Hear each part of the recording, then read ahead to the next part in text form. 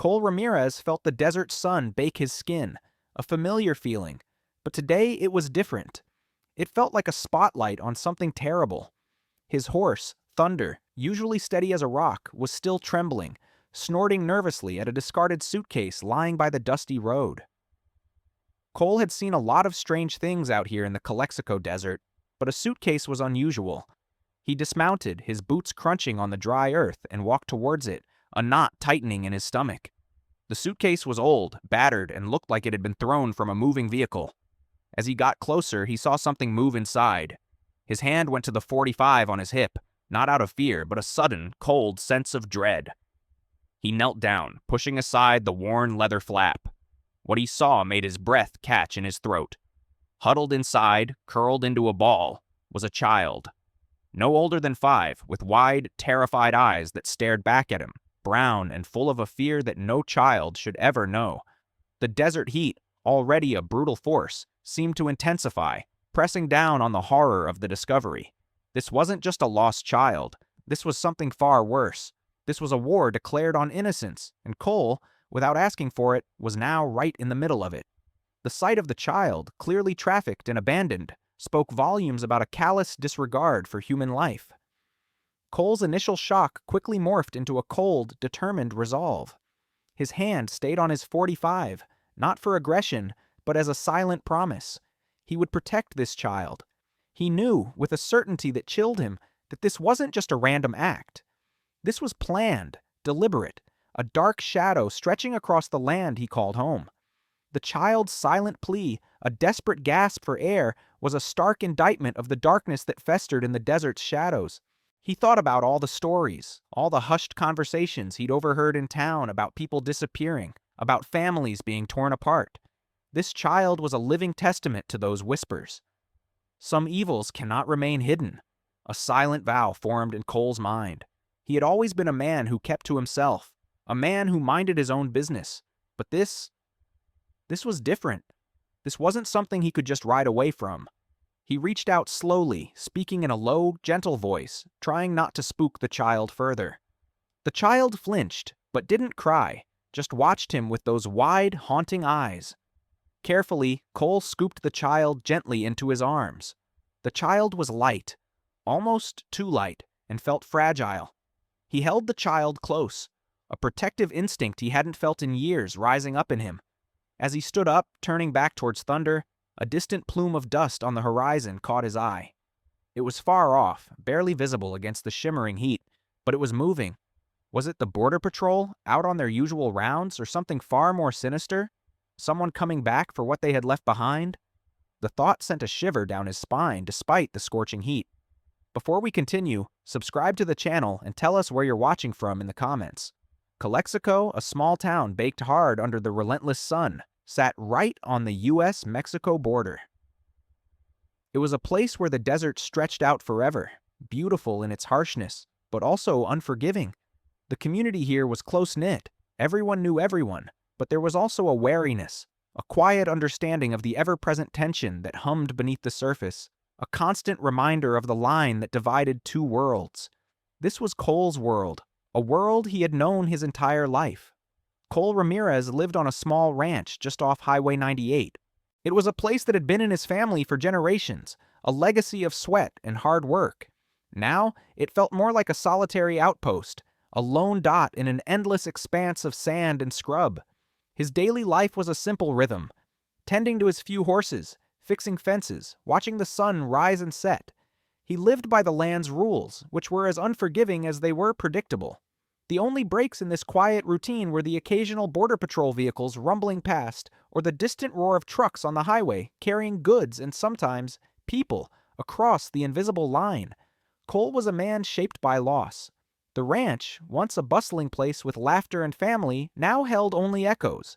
His parents were gone, taken by time and the desert's hard life. His dreams, once vibrant and full of possibility, had slowly eroded, weathered down by grief and the constant struggle to keep the ranch going. He had learned to survive, no doubt about that, but living, that was a different story. He kept to himself, his interactions with others minimal, his trust guarded. The desert had a way of making you self-sufficient, but it also made you lonely. He had seen too much, been through too much, to open himself up easily. Every face held a story, and often those stories were sad. The issue of human trafficking along the border was not new to Cole. It was an omnipresent shadow, a dark undercurrent that everyone knew about but rarely spoke of directly. He had seen its devastating effects on the community. The missing persons reports, the worried whispers, the empty spaces left behind. It was a systemic problem, a faceless enemy that had always felt distant, a threat that lingered but never quite touched him directly. He would hear stories, see news reports, and feel a quiet despair, a helplessness against something so large and cruel. He knew it was out there, a monster in the shadows, but it had never stepped into his light. Until now. Now, with this child in his arms, the abstract had become terrifyingly real. The monster had finally come to his doorstep, leaving its victim right there, in his world. This wasn't just a news story anymore. It was a small, trembling body, a pair of terrified eyes. The quiet despair he used to feel had been replaced by something sharp and urgent. He was no longer just an observer, a man watching from the sidelines. He was in it, whether he liked it or not. The desert, which had always been his sanctuary, now felt like a stage for a drama he never wanted to be a part of, but one he couldn't leave. He looked at the child, so small and vulnerable, and then back at the distant dust plume, wondering what new horror the desert was about to reveal. Cole had seen a lot in his years living on the border. The desert had a way of breaking people down, exposing their rawest edges.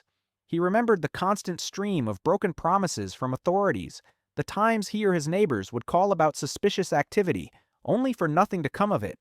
It made you feel like you were shouting into the wind. The quiet desperation of migrants, their faces etched with hunger and fear, was a common sight too. He'd offered water and food when he could, always with a heavy heart, knowing it was just a drop in the ocean of their need. And then there were the cartels, their presence a silent, chilling threat that everyone felt but no one dared to speak about openly. These things over time had chipped away at his spirit, leaving behind a deep-seated weariness. He remembered one time, years ago, when a group of migrants had been found near his property, dehydrated and disoriented. He'd helped them, given them shelter for a night. The next day, when the Border Patrol arrived, some of the local ranchers, men he'd known his whole life, had looked at him with suspicion. Whispers followed him for weeks. "He's too soft," some said. "He'll just draw more of them here." It was a veiled humiliation, a reminder that in this community, helping outsiders was often seen as a weakness, an invitation for trouble. He'd felt powerless then, caught between his own sense of right and the harsh judgment of his neighbors. He'd seen the manipulation too, people offering rides or help to migrants only to demand outrageous sums of money or worse, exploit them in other ways.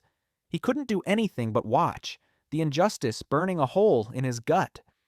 The desert itself played its part in his emotional isolation. It was a place of extremes, baking hot days and freezing cold nights. The endless horizon, while beautiful, could also feel suffocating, a vast, empty space that mirrored the emptiness he often felt inside. Every rustle in the brush, every distant car light put him on edge. The constant vigilance required to survive out here, to protect his land and his animals, had bled into his personal life, making him guarded and wary of anything new or unexpected. It was a place that demanded self-reliance, and in doing so, it often cut you off from others. He had learned to trust the land, but not always the people on it. The discovery of the child wasn't just a random, horrible event. It was the last straw, the culmination of years of witnessing the dehumanizing effects of border conflicts and human desperation. All those small moments of helplessness, all the quiet despair he'd felt, had been building up. This child, abandoned in a suitcase, was the physical manifestation of all the ugliness he'd seen and felt over the years. It wasn't abstract anymore. It was real, breathing, and right in his arms. It was a direct challenge to his hardened defenses, a scream against the silence he had built around himself. This wasn't just another sad story. It was his story now. He couldn't turn away. He couldn't pretend it didn't exist. The desert had finally brought the war to his doorstep, and this time, he knew he couldn't just stand by and watch. This tiny, vulnerable life demanded something more from him, something he wasn't sure he still had to give. But looking at her, He knew he had to try. The weight of all those past injustices, all those moments of feeling powerless, now fueled a new kind of resolve inside him. This time, things would be different. With the child now on his ranch, the quiet solitude Cole had built around himself shattered instantly. The air inside his small home, usually filled only with the creak of old wood and the distant calls of desert birds, felt heavy, almost suffocating. The little girl, who he guessed was no more than 5 years old, was a constant, silent presence. Her eyes, wide and dark, followed his every move. She didn't cry, didn't make much noise at all, which in a way was worse. Her silence spoke volumes of the trauma she'd endured, a fear so deep it had stolen her voice. It was a constant, unspoken pressure, filling every corner of the small house. Cole tried to talk to her, gentle words, simple questions, but she just stared, sometimes flinching at sudden movements. He found himself walking on eggshells, trying to anticipate her needs, trying to offer comfort without knowing what comfort even meant to her. He would cook simple meals, leave them for her, and watch from a distance as she ate, slowly, cautiously, like a trapped animal. The emotional atmosphere was thick, unsustainable. He was used to the harshness of the desert, but this quiet, terrified vulnerability was a new kind of challenge. Then came the external pressures. The Border Patrol, always present in this region, started driving by his ranch more often. Not just the usual patrols, but slowing down, their eyes scanning his property with an intensity he hadn't seen before. They hadn't come to his door yet, but the message was clear. They were watching. He knew it was only a matter of time before they showed up, asking questions he wasn't sure how to answer truthfully without putting the child at risk. The community, already wary of him, began to whisper. News travels fast in small towns, especially along the border. A child suddenly appearing at Cole's isolated ranch? It fueled suspicion. He'd see neighbors slow their trucks as they passed, their glances lingering a moment too long. Some avoided his eyes altogether. He heard snippets of conversations at the general store when he went for supplies, hushed tones, curious questions about that girl. He felt their judgment, a heavy cloak of suspicion settling over him. They didn't know the full story, and he couldn't tell them. He was alone in this, and the isolation felt deeper than ever. The true threat, however, was still unseen, an invisible enemy that made the air crackle with tension. The absence of the child's captors, the people who had put her in that suitcase, was unsettling. Why had they left her? Was it an accident or deliberate? And if deliberate, why? He felt an invisible but palpable threat, a sense of being watched, hunted. Every shadow seemed to move. Every unusual sound outside his cabin put him on edge. He checked the locks multiple times a night, walked the perimeter of his property with thunder, his hand resting on his pistol. He knew those people, whoever they were, wouldn't just disappear. They had a reason for what they did, and he had interfered. He wondered if they were looking for her, or if they knew she was with him and were waiting. The uncertainty was a cruel torment. He felt like he was living in a pressure cooker, the heat steadily rising. Cole felt the weight of judgment from all sides, the law, his neighbors, and his own conscience. His conscience was the heaviest burden. He constantly questioned if he was doing the right thing, if he was capable of protecting her, if he was only making things worse. He was a rancher, a loner, not a protector of lost children. This was the moment of greatest emotional suffocation, a silent scream for help in a world that seemed determined to misunderstand him. He looked at the little girl, huddled in a blanket on his worn couch, her face still, unreadable. He had to do something, but what? The desert, his refuge, now felt like a cage, trapping him with a responsibility he hadn't asked for, but wouldn't abandon. He was at a crossroads, and every path seemed fraught with danger. The breaking point came subtly, not with an explosion, but with a whimper. Cole had been trying to get the little girl to eat, offering her a bowl of stew he'd made. She pushed it away, her small hand trembling. He tried again, gently, but she flinched, a raw animal fear in her eyes. Then, in a sudden, desperate surge of energy, she scrambled off the couch, a raw, guttural sound escaping her throat, and ran for the door. She moved with an almost feral intensity, as if her small body was fueled by pure instinct for escape. Cole was caught off guard for a second, then quickly moved to block her path. He didn't want to scare her, but he couldn't let her run out into the desert alone. As he reached for her, she twisted, fighting him with surprising strength, her thin shirt pulling up her arm. That's when he saw it. Just above her elbow, on the soft skin of her inner arm, was a small, crudely burned mark. It wasn't a tattoo, but a brand, like cattle. A single, stylized letter, faint but unmistakable.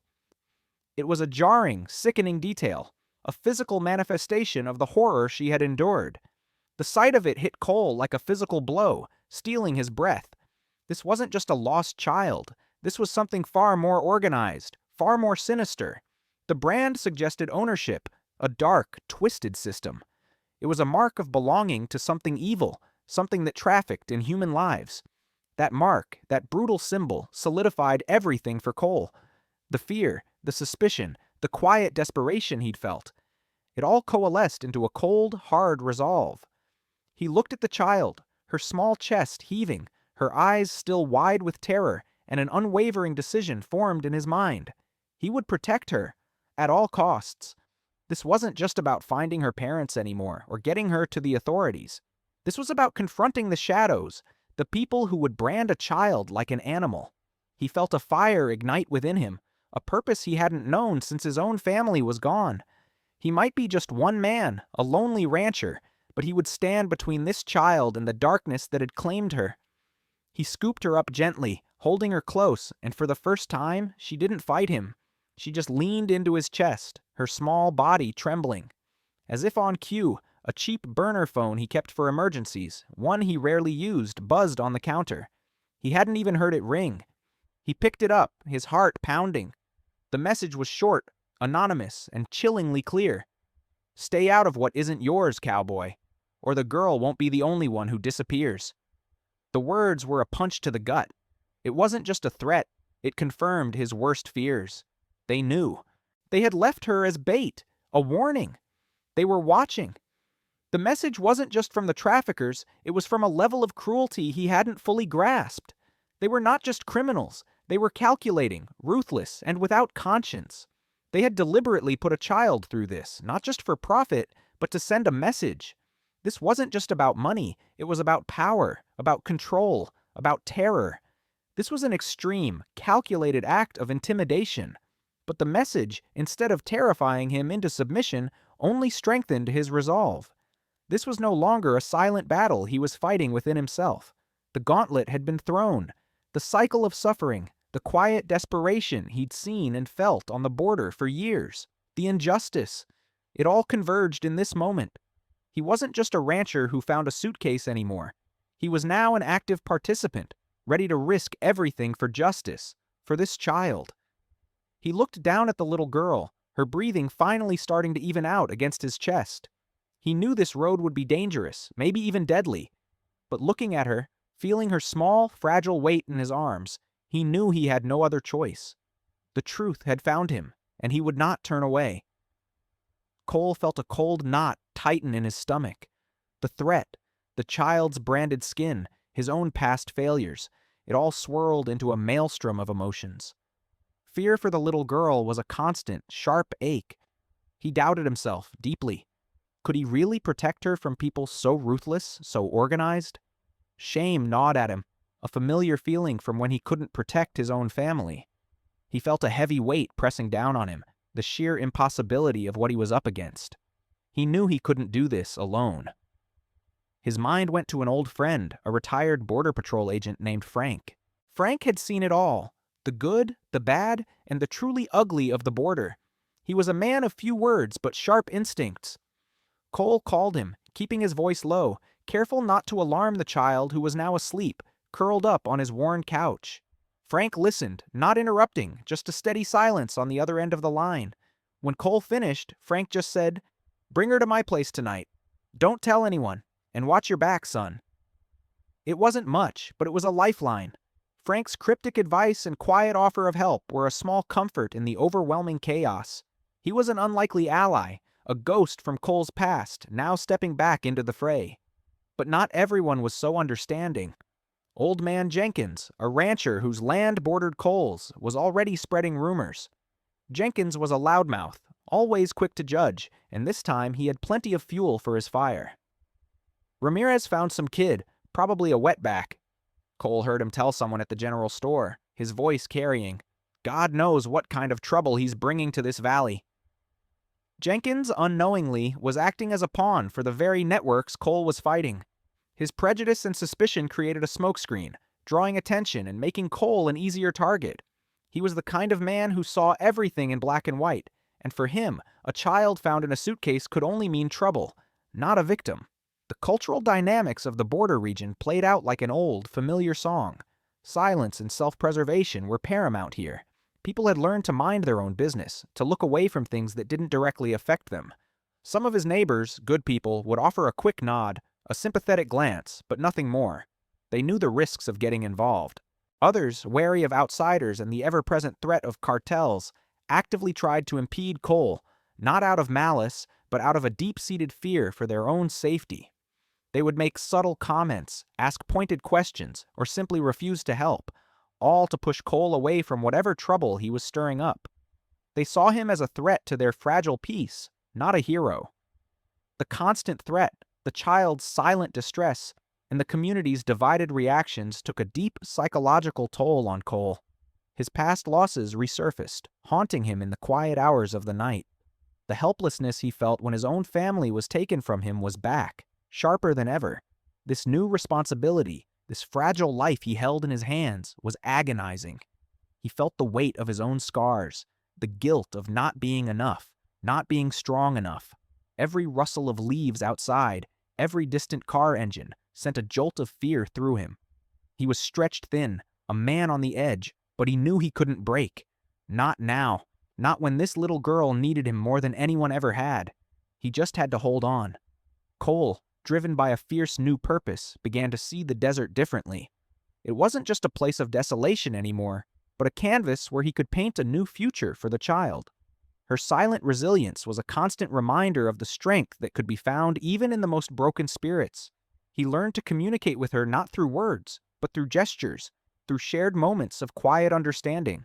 A gentle touch on her arm, a reassuring smile, a shared meal eaten in comfortable silence. These were the threads that began to reweave the fabric of trust between them. He showed her how to feed the horses, how to spot a hawk circling high above, how to find shade when the sun was most unforgiving. Each small interaction was a step forward, a tiny victory in a long and difficult journey. Using the clues he'd gathered, the cryptic brand on her arm, and the anonymous message, Cole started piecing things together. He spent hours on the phone with Frank, the retired agent, who had a network of contacts stretching the length of the border. Frank's intel was precise, almost surgical.